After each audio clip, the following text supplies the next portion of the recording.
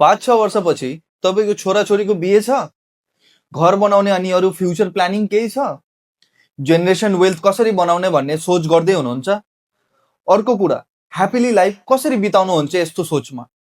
यो एउटा सिम्पल अनि सिक्योर इन्भेस्टमेन्ट आइडियाले तपाईँको सपना पुरा बनाउनेछ। त्यो कसरी?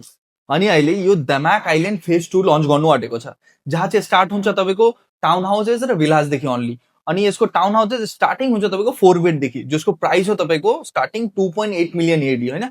जम्मा यसको 2.8 मिलियन तपाईँले एकैचोटि तिर्नु पर्दैन, खालि 20% मात्रै डाउन पेमेन्ट दिनु, जो कि हुनेछ तपाईँको 5,60,000 दिरहम।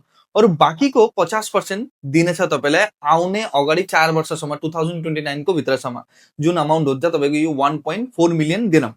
अनि बाँकीको 30% जुन छ यो चाहिँ तपाईँले यता दुबईको ब्याङ्कबाट चाहिँ मर्गेज लिन सक्ने हुनेछ। अनि यसको इओआई चाहिँ अहिले हामी कलेक्ट गरिरहेको छु बुकिङको लागि होइन। 1,50,000 दिरहम हो यसको इओआई। यो इओआई अमाउन्ट दिएर तपाईँको हातमा अझै 1 मन्थ जस्तो टाइम हुन्छ यो 20% दिने।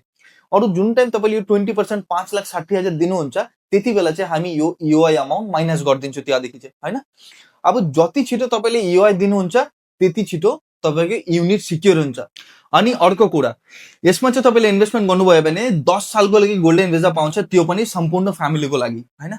अझै एउटा कुरा, यसको चाहिँ तपाईँको रेन्टल इन्कम जो छ इयरली तपाईँले 1.5 लाखदेखि 2 लाखसम्म कमाउन सक्नुहुन्छ। अनि यो प्रपर्टीको टाउन हाउसेसको क्यापिटल एप्रिसिएसन धेरै हुन्छ। 5 देखि 6 वर्षपछि गएर चाहिँ यसको चाहिँ तपाईँको 80 देखि 100% सम्म क्यापिटल एप्रिसिएसन हुन्छ। अब तपाईँहरूले पनि तपाईँको छोराछोरीको लागि यस्तो इन्भेस्टमेन्ट अपर्च्युनिटी खोजिरहनु भएछ भने, आइदर आफ्नो लागि पनि खोजिरहनु भएछ भने, यो तल दिएको नम्बरमा चाहिँ मलाई कन्ट्याक्ट गर्नुहोस् होला।